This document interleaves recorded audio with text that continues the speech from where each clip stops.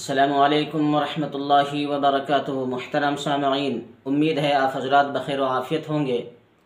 اللہ تعالیٰ آپ لوگوں کو اپنے حفظ و امان میں رکھے۔ سامعین کرام، رمضان کا مبارک مہینہ چل رہا ہے۔ اب اخیر عشرہ شروع ہونے والا ہے۔ اللہ سے دعا کرتے ہیں کہ اللہ تعالیٰ رمضان کی ساری نعمتیں، برکتیں، مغفرتیں آپ کو عطا فرمائے، اور رمضان کے اخیر میں ختم ہونے پر جو اللہ کی طرف سے انعام ہے، اس سے اللہ تعالیٰ آپ لوگوں کو مالا مال فرمائے۔ جس طرح رمضان کی عبادتوں میں سے روزہ رکھنا، تراویح پڑھنا ہے، اسی طرح اخیر عشرے کے اندر شب قدر تلاش کرنا، اعتکاف کرنا اور صدقۃ الفطر ادا کرنا ہے۔ تو آج میں صدقۃ الفطر کے سلسلے میں چند باتیں، چند مسائل اور صدقۃ الفطر کی حقیقت آپ لوگوں کے سامنے پیش کرنا چاہتا ہوں، جو بہت ہی اہم ہے اور ہماری بہت اہم ضرورت بھی ہے۔ بہت سارے لوگ سوالات کر رہے تھے صدقۃ الفطر کے بارے میں، اس لیے میں نے وضاحت کرنا مناسب سمجھا۔ آپ لوگ ویڈیو کے آخر تک بنے رہیں، بہت فائدہ ہوگا۔ خود بھی سنیں، عمل کریں اور دوسروں تک ویڈیو کو شیئر کریں۔ تو چلیے شروع کرتے ہیں کہ صدقۃ الفطر کیا ہے۔ پہلی چیز تو صدقۃ الفطر کی حقیقت کیا ہے۔ محترم سامعین، صدقۃ الفطر ایک شکرانہ ہے کہ اللہ رب العزت نے رمضان المبارک کی عبادتیں کرنے کی توفیق عطا فرمائی، صحت و عافیت کے ساتھ۔ ان نعمتوں پر اللہ کی طرف سے شکرانے کے طور پر صدقۃ الفطر ادا کرتے ہیں۔ اور ایک شکرانہ یہ بھی ہے کہ ہماری کفالت میں جو بچے ہیں، نابالغ بچے، بیوی، تو ان کی کفالت کی ذمہ داری ہمارے کندھوں پر اللہ تعالیٰ نے رکھی ہے۔ ہمیں ذریعہ اور سبب بنا کر اللہ تعالیٰ ان کی ضروریات کو پورا کرتا ہے۔ تو ہم اپنے بیوی بچوں کی طرف سے اور خود اپنی طرف سے صدقۃ الفطر ادا کر کے گویا اللہ کا شکریہ ادا کرتے ہیں کہ اللہ تعالیٰ نے ہمارے ذریعے سے چند لوگوں کی زندگی کا، چند لوگوں کے ضروریات کا ہمیں کفیل بنایا ہے۔ یہ ہمارے لیے خوش نصیبی ہے، جس کی بنیاد پر ہم صدقۃ الفطر ادا کرتے ہیں۔ اور ایک حکمت یہ بھی ہے کہ صدقۃ الفطر سے غریبوں کی مدد ہو جاتی ہے، عید کی خوشیاں سب کے گھروں تک پہنچ جاتی ہے۔ جس طرح مالداروں کے گھروں میں عید کی خوشیاں ہوتی ہے، اسی طرح صدقۃ الفطر جب مالدار ادا کرتے ہیں، غریبوں تک پہنچاتے ہیں، تو عید کی خوشیاں غریب، محتاج، لاچار، مجبور لوگوں کے گھروں میں بھی عید کی خوشیاں منائی جاتی ہیں۔ تو ایک حکمت غریبوں کی مدد کرنا بھی ہے، اور ایک بہت بڑی حکمت اور اہم حکمت یہ ہے، حضرت جریر بن عبداللہ رضی اللہ تعالیٰ عنہ، ان کی روایت ہے الترغیب والترہیب کے اندر کہ اللہ کے نبی علیہ الصلوۃ والسلام نے ارشاد فرمایا کہ جب بندہ روزہ رکھتا ہے تو اس کے روزے آسمان و زمین کے درمیان معلق ہوتے ہیں۔ جب وہ بندہ صدقۃ الفطر ادا کر دیتا ہے تو اس کا روزہ مقبول ہو جاتا ہے بارگاہ الہی میں، اور اگر صدقۃ الفطر ادا نہیں کیا جاتا ہے تو ایسے ہی اس کے روزے معلق رہتے ہیں۔ اور چوتھی حکمت یہ ہے کہ روزہ صرف پیٹ کا روزہ نہیں، کہ آدمی بھوک اور پیاس کو صرف برداشت کرے اس سے اس کا روزہ مکمل ہو جائے، ایسا نہیں، بلکہ جسم کے جتنے اعضاء ہیں، جتنے پارٹس ہیں، آنکھ، کان، ناک، زبان، دل، دماغ، ہاتھ، پاؤں، ہر ایک پارٹس، جسم کے جتنے اعضاء ہیں، ہر ایک کا روزہ ہے۔ انسان بشری تقاضے کے طور پر بھوکا اور پیاسا تو رہ جاتا ہے، لیکن کبھی کبھی اپنے جسم کے جو اعضاء ہیں اس سے غلطیاں کر دیتا ہے، کوتاہیاں کر دیتا ہے، نافرمانیاں کر دیتا ہے، گناہ کے کام کو انجام دے دیتا ہے، جس کی وجہ سے اس کے روزوں کے اندر کمی آ جاتی ہے۔ روزے کے اندر جو نورانیت ہونی چاہیے، جس درجے کا روزہ ہونا چاہیے، اس درجے کا روزہ اس کا مکمل نہیں ہوتا، ان کے اندر کچھ خامیاں، کچھ کمیاں پیدا ہو جاتی ہیں، گناہ کرنے کی وجہ سے، بے وصولی کرنے کی وجہ سے، اپنے جسم کے اعضاء کا صحیح استعمال نہ کرنے کی وجہ سے، تو ان کمیوں کو اللہ تعالیٰ صدقۃ الفطر کے ذریعے سے پورا کرتا ہے۔ جس طرح کہ نماز، جو فرائض نماز ہے، اس کی کمیوں کو اللہ تعالیٰ سنن اور نوافل کے ذریعے سے پورا کرتا ہے، اسی طرح روزوں کے اندر جو کمیاں رہ جاتی ہیں، جو کوتاہیاں رہ جاتی ہے، ان کمیوں اور کوتاہیوں کو اللہ تعالیٰ صدقۃ الفطر کے ذریعے سے پورا کرتا ہے۔ تو یہ چند خوبیاں کہہ لیجئے یا یہ چند حکمتیں کہہ لیجئے صدقۃ الفطر کے اندر ہے۔ ایک تو شکرانہ، دوسرا غریبوں کی ضرورت کا خیال رکھنا کہ اس کی ضرورت پوری ہو جائے، ان کو بھی عید کی خوشیاں میسر ہو، مالداروں کے ذریعے سے غریبوں کی مدد کی جاتی ہے۔ اور تیسری حکمت یہ ہے کہ روزے کی مقبولیت کا ایک ذریعہ ہے، اور ان کے روزوں کی کمیوں کو پورا کرنے کا ایک ذریعہ اور سبب ہوتا ہے۔ تو چلو، یہ ہے صدقۃ الفطر کی حقیقت اور حکمت۔ اچھا، دوسری بات یہ کہ ہم صدقۃ الفطر جو ادا کریں گے تو کن کے اوپر واجب ہے، کون کون ادا کرے؟ تو محترم سامعین، جو زکوٰۃ کا نصاب ہے وہی نصاب صدقۃ الفطر کا بھی ہے، کہ صاحب نصاب ہی صدقۃ الفطر ادا کرے۔ تھوڑا فرق کہ زکوٰۃ کے اندر ہے سونا چاندی، اگر سونا ہے تو 7.5 تولہ سونا ہو اور 52.5 تولہ چاندی ہو، یا پھر اگر کیش ہے ان کے پاس، یا پھر مال تجارت ہے، تو ان 4 طرح کی، جو 4 قسموں کی جو چیزیں ہیں، سونا، چاندی، مال تجارت یا پیسے، تو ان کا اگر یہ مختلف ہیں تو سب کو جمع کر کے، اگر جو چاندی کا سب سے سستا نصاب ہے، چاندی کے بقدر اگر ہو جاتا ہے، نصاب کو پہنچ جاتا ہے، تو اس پر زکوٰۃ واجب ہے اور صدقۃ الفطر بھی واجب ہے۔ لیکن صدقۃ الفطر کے اندر ایک ایکسٹرا چیز ہے، پانچویں چیز، کہ جو سامان ضرورت سے زائد ہو، سونا ہے، چاندی ہے، یا مال تجارت ہے، پیسے ہے، اسی طرح وہ سامان جو استعمال میں نہ ہو، گھر میں سالوں سال پڑا رہتا ہے، استعمال میں نہیں ہوتا ہے، اس کو بھی نصاب میں شامل کر لیا جائے گا۔ تو نصاب کی مقدار تو وہی ہے کہ 7.5 تولہ سونا، 52.5 تولہ چاندی، تقریباً حساب لگائے تو 87 گرام سونا ہوتا ہے، اور اسی طرح 612 گرام یہ چاندی کا نصاب ہوتا ہے۔ اور جس علاقے میں رہتا ہوں وہاں کے حساب سے، اگر تمل ناڈو کے علاقوں میں جو چاندی کی قیمت ہے تقریباً 55,000 روپے، 50 پر 5,000 روپے تقریباً اس وقت چاندی کا نصاب بنتا ہے۔ تو اگر کسی کے پاس 50 پر 5,000 روپے ہیں، یعنی 55,000 روپے ہیں، یا پھر ان کے پاس 7.5 تولہ چاندی یعنی 87 گرام سونا ہے، یا پھر 52.5 تولہ چاندی یعنی 612 گرام چاندی ہے، یا پھر سامان تجارت اس کی قیمت کے بقدر ہے، تو پھر ان کے اوپر صدقۃ الفطر واجب ہے۔ صدقہ اور زکوٰۃ کے اندر ایک فرق اور یہ بھی ہے کہ صدقہ کے اوپر، صدقۃ الفطر کے لیے سال کا گزرنا ضروری نہیں ہے۔ ایسا نہیں ہے کہ حولان حول کی شرط ہو کہ ان مالوں پر، ان چیزوں پر سال گزرے تب صدقۃ الفطر واجب ہے، ایسا نہیں ہے۔ اگر 1 شوال کو سورج نکلنے سے پہلے بھی اگر کوئی صاحب نصاب ہو گیا تو اس کے لیے بھی، یعنی اس کے اوپر بھی صدقۃ الفطر واجب ہے۔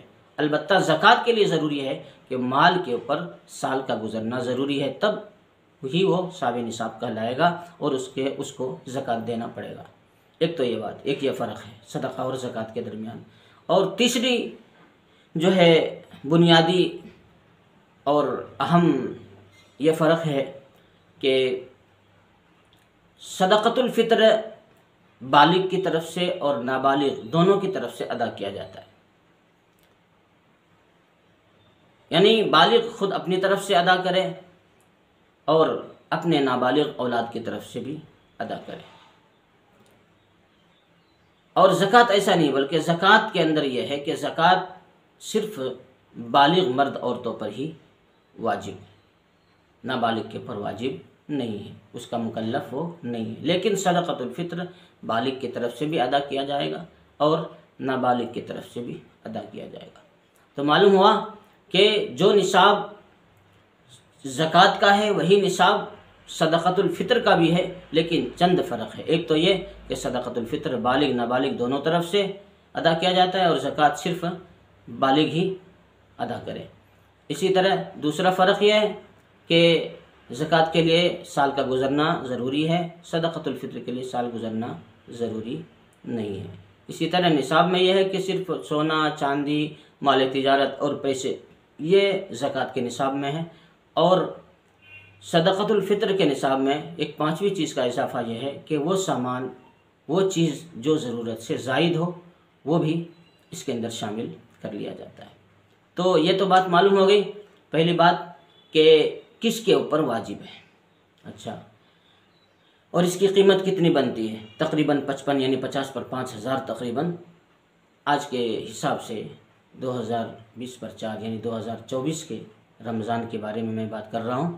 آج کے حساب سے تقریباً 55,000 روپے چاندی کا نصاب بنتا ہے۔ اگر کسی کے پاس 55,000 روپے ہیں یا تھوڑا سا چاندی ہے، تھوڑا سونا ہے، تھوڑے پیسے ہیں، تو سب کو ملا کر کے اگر 55,000 کے بقدر اگر وہ پہنچ جاتی ہے اس کی قیمت، تو پھر اس کے اوپر بھی صدقۃ الفطر واجب ہے۔ اچھا، تو یہ تو ہوا کہ واجب کن لوگوں پر ہے۔ اچھا، تو وہ خود جس کے اوپر واجب ہے وہ اپنی طرف سے ادا کرے صدقۃ الفطر، اور اپنے نابالغ اولاد کی طرف سے بھی ادا کرے، یہ تو ضروری ہے۔ اور اسی طرح تیسری چیز، اس کی بیوی اگر وہ مالدار ہیں یا اس کے پاس پیسے ہیں، آمدنی کا ذریعہ ہے، تو بیوی خود اپنی طرف سے صدقۃ الفطر ادا کرے۔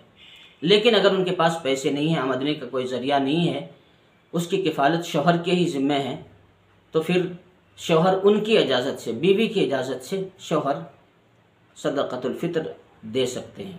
اگر وہ اجازت دے تو صدقۃ الفطر ادا کرنے سے پہلے ان سے پوچھ لینا چاہیے۔ اسی طرح بالغ اولاد، لڑکا ہو یا لڑکی ہو، اگر وہ خود کفیل ہیں تو وہ خود ادا کرے صدقۃ الفطر۔ لیکن اگر وہ خود کفیل نہیں ہے، باپ کی کفالت میں ہے، آمدنی کا کوئی ذریعہ نہیں ہے، اور باپ خود ادا کرنا چاہتا ہے، تو ان کی اجازت سے باپ ادا کر سکتے ہیں، یعنی بالغ اولاد کی طرف سے بھی۔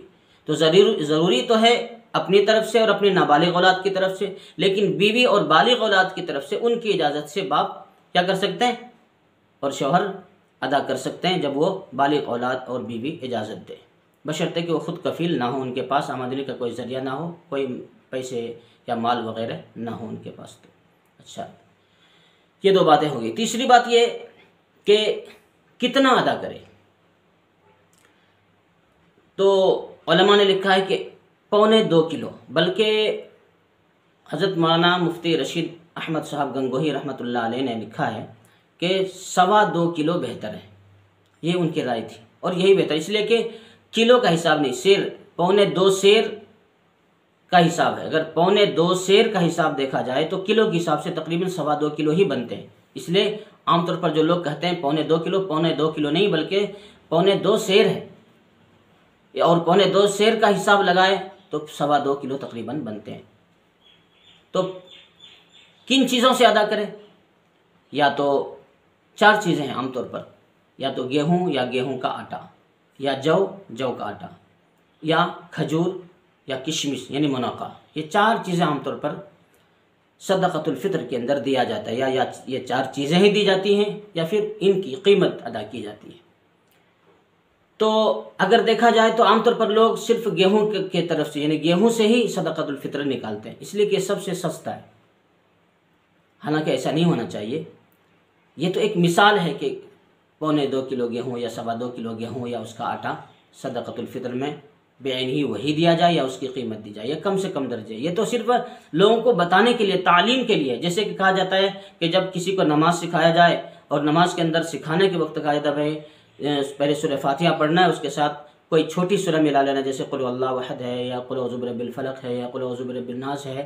یہ سکھانے کے لیے چند صورتیں، چھوٹی چھوٹی صورتیں ان کو سکھلائی جاتی ہے کہ سورہ فاتحہ کے بعد یہ ضم سورہ پڑھنا، لیکن یہ نہیں کہا جاتا کہ پوری زندگی بس یہی 3 صورتیں یا یہی 4 چھوٹی چھوٹی صورتیں پڑھنی، بلکہ یہ طریقہ سکھلانے کے لیے کہا جاتا ہے۔ اسی طرح اسی پر کوئی آدمی اکتفا کر لے تو وہ صحیح نہیں ہے، بلکہ سیکھنے کے بعد وہ کوشش یہ کرے کہ بڑی بڑی صورتیں یاد کرے اور اپنی نمازوں کو بڑی بڑی صورتوں کے ساتھ ادا کرے۔ تو سکھلانے کے لیے چھوٹی صورتیں کہہ دی جاتی ہے، کم سے کم مقدار۔ اسی طرح نصاب یعنی صدقۃ الفطر ادا کرنے کے لیے جو کہا جاتا ہے، عام طور پر گیہوں یعنی 2.25 کلو گیہوں یعنی 2.25 سیر، تو یہ لوگوں کو، امت کو تعلیم دینے کے لیے، سکھلانے کے لیے کہا گیا، لیکن یہ نہیں کہ صرف گیہوں سے ہی ادا کرنا ہے، بلکہ آپ چاہیں تو کشمش یعنی منقع سے ادا کر سکتے ہیں، کھجور سے ادا کر سکتے ہیں، جو سے ادا کر سکتے ہیں، تو ان 4 چیزوں سے ادا کر سکتے ہیں، یا تو وہی چیز دیں یا پھر اس کی قیمت دیں۔ ہم لوگ عام طور پر کیا کرتے ہیں، بس گیہوں پر اکتفا کر لیتے ہیں، کہ سب سے سستا اور سب سے کم قیمت گیہوں ہے، اس وجہ سے ہم گیہوں سے ادا کرتے ہیں۔ تو چلو اچھا، اگر ہم دیکھیں گیہوں سے ہمیں ادا کرنا ہے تو کتنا ادا کرنا پڑے گا؟ 2.25 کلو گیہوں دینا یا اس کا آٹا دینا ہے، اور اگر ہمیں قیمت دینی ہے تو میں جہاں رہتا ہوں تمل ناڈو کے اندر، دھرما پوری کے اندر، تو یہاں سب سے اچھی کوالٹی کا یعنی دیکھا جائے تو گیہوں اس وقت 45 روپے، یعنی 40 پر 5 روپے یا 40 پر 4 روپے ہے، 44 یا 45 روپے۔ تو اس حساب سے دیکھا جائے تو تقریباً ایک 80-90 روپے بنتے ہیں، 90 روپے۔ اب 90 روپے دیکھا جائے تو آپ 100 روپے کے حساب سے صدقۃ الفطر ادا کر دیں، اس لیے کہ کم سے کم 80-90 روپے ہیں تو اور 10 روپے ملا کر کے آپ 100 روپے ادا کر دیں۔ اور اگر آپ کھجور سے نکالنا چاہتے ہیں تو گیہوں کا ڈبل، یعنی یہ 2.25 کلو ہے، اس کو 3.5 کلو، یعنی 3.5 کلو کھجور کی جو قیمت اس وقت اگر دیکھا جائے تو تقریباً 900 روپے بنتے ہیں۔ اسی طرح کشمش یعنی منقع، اس سے اگر ادا کریں تو پھر وہ بھی تقریباً 900 روپے یا 950 روپے تقریباً بنتے ہیں۔ 3.5 کلو کشمش کی جو قیمت ہے وہ بھی تقریباً 900 یا 950 روپے بنتے ہیں۔ تو اسی طرح آپ کے علاقے میں آپ جہاں رہتے ہیں، آپ وہاں قیمت معلوم کر لیں کہ وہاں گیہوں کی قیمت کیا ہے، یا کھجور کی قیمت کیا ہے، یا کشمش کی قیمت کیا ہے، یا جو کی قیمت کیا ہے۔ آپ کو جس سے صدقۃ الفطر نکالنا ہے وہ چیز دینا ہے یا پھر اس کی قیمت دینی ہے، تو آپ اپنے مارکیٹ میں جا کر، بازار میں جا کر اس کی قیمت معلوم کر لیں، اور گیہوں اور جو سے اگر نکالتے ہیں تو 2.25 کلو، اور اگر آپ کھجور یا کشمش سے نکالتے ہیں تو 3.5 کلو یا 4 کلو کے حساب سے نکالیں۔ 3.5 کلو یا 4 کلو کشمش یا کھجور کے جو نصاب ہے، یعنی صدقۃ الفطر نکالنا ہے، وہ 3.5 کلو یا 4 کلو ہے کھجور اور کشمش کا۔ تو آپ وہ خود بعین ہی وہی نکالیں یا پھر اس کی قیمت ادا کریں۔ تو چلیے یہ بات تو ہو گئی کہ ہمیں کیا نکالنا ہے، کتنی مقدار میں نکالنا ہے، اس کی قیمت کیا ہوگی۔ اپنے اپنے علاقے کے حساب سے آپ خود اندازہ کر سکتے ہیں، معلوم کر کے آپ مال جو ہے صدقۃ الفطر ادا کریں۔ اچھا، دینا کن لوگوں کو ہے؟ یہ صدقۃ الفطر ان لوگوں کو دینا ہے جو صاحب نصاب نہیں ہے، جو خود جن کے اوپر صدقۃ الفطر واجب نہیں ہے، زکوٰۃ واجب نہیں ہے، ان لوگوں کو آپ دے سکتے ہیں۔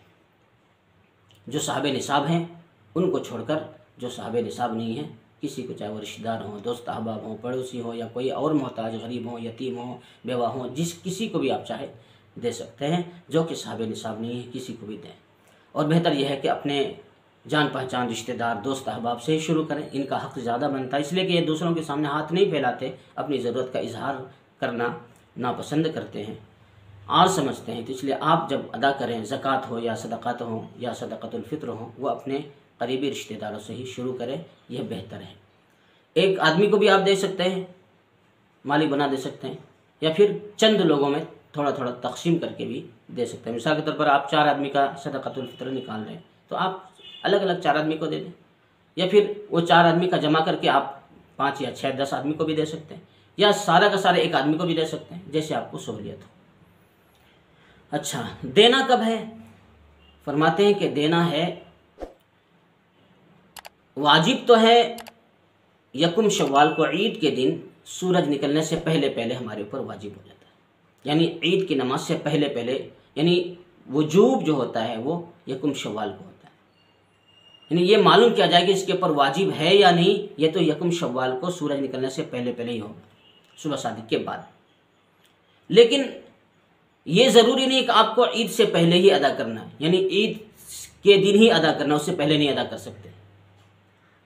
آپ چاہے تو رمضان سے پہلے، فقہ نے لکھا ہے کہ رمضان سے پہلے بھی آپ دے سکتے ہیں صدقۃ الفطر، رمضان میں بھی دے سکتے ہیں، اور بہتر ہی یہی ہے کہ آپ رمضان میں ہی دے دیں تاکہ جن کو آپ دے رہے ہیں ان کی ضروریات صحیح طور پر پوری ہو سکے۔ ہاں یہ تو ضروری ہے کہ عید سے پہلے دینا، عید کے بعد نہیں۔ عید کے بعد اگر آپ دیں گے تو آپ کا سمجھو کہ ذمہ تو ساقط ہوگا، لیکن صحیح اور اہم یہی ہے، بہتر یہی ہے، ثواب کے اعتبار سے بہتر ہے اور غریبوں کی ضروریات کے اعتبار سے بہتر یہ ہے کہ آپ رمضان مہینے عید سے پہلے دیں تاکہ ان کی ضروریات پوری ہو سکے، ان کے کپڑے لتے کا انتظام ہو جائے، ان کے گھر کے اندر بھی عید کی خوشیاں منائی جائے۔ تو سب سے افضل یہ ہے کہ آپ رمضان میں ہی ادا کر دیں تاکہ اس سے دوسروں کا بھلا ہو جائے۔ یہاں تک کہ اگر کوئی بچہ اس دن صبح صادق کے بعد سورج نکلنے سے پہلے پیدا ہوا تو اس کی طرف سے بھی صدقۃ الفطر ادا کرنا پڑے گا۔ تو عام طور پر لوگ کیا سمجھتے ہیں کہ عید کے دن یعنی یکم شوال کو ہی یعنی صدقۃ الفطر دینا ہے، ایسا نہیں، آپ رمضان میں ہی دے سکتے ہیں، اور بہتر رمضان میں ہی دینا ہے تاکہ جس کو آپ دے رہے ہیں اس کی ضروریات اپنے حساب سے وقت نکال کر وہ پوری کر سکتے ہیں۔ اگر آپ عید کے دن دیں گے تو اس دن آپ وہ کا پرچیسنگ کرنے یا مارکیٹنگ کرنے جائیں گے، اس دن اپنی ضرورت کو کس طرح پوری کریں گے؟ وہ تو عید کی تیاری میں رہیں گے، وہ دن بازار تو نہیں جا سکتے وہ، اس کے لیے آپ پہلے ہی دے دیں، یہ بہتر ہے۔ اچھا، اور میری رائے تو یہ ہے کہ گیہوں کو چھوڑ کر کے آپ اگر کھجور، کشمش یعنی منقع سے اگر آپ صدقۃ الفطر نکالیں تو یہ بہتر ہوگا، آپ کے لیے ثواب کے اعتبار سے آپ کو زیادہ ثواب ملے گا، اور امت کے لیے، غریب اور محتاج لوگوں کے لیے بہتر یہ ہے کہ ان کو زیادہ پیسے ملیں گے، چیزیں زیادہ ملیں گی، ان کی ضروریات زیادہ پوری ہوں گی۔ اس لیے آپ گیہوں پر اکتفا نہ کریں، بلکہ آپ تھوڑا اس سے آگے بڑھ کر کے کھجور یا کشمش سے اپنا صدقۃ الفطر نکالیں، اپنی طرف سے، اپنے نابالغ اولاد کی طرف سے، اور اجازت کے ساتھ اپنے بالغ اولاد اور بیوی کی طرف سے بھی نکالیں۔ تو بہرحال میرے محترم بزرگوں، دوستو، اپنے اپنے علاقہ کے اعتبار سے آپ وہاں کی قیمت معلوم کر کے نکالیں۔ یہ بہت ضروری باتیں تھیں، بہت ضروری اہم مسائل تھے صدقۃ الفطر کے، جو چند لوگوں نے اس کے بارے میں پوچھا تو میں نے سوچا کہ چلو بھائی اس کی وضاحت کر دیا جائے تاکہ امت کا فائدہ ہو جائے۔ تو آپ لوگوں سے میری درخواست ہے کہ آپ لوگ خود اس سے فائدہ اٹھائیں اور دوسرے دوست احباب تک بھی یہ ویڈیو شیئر کریں تاکہ آپ کا بھی بھلا ہو، ان کا بھی بھلا ہو، آپ کے لیے ذخیرہ آخرت بنے اور میرے لیے بھی ذخیرہ آخرت بن جائے۔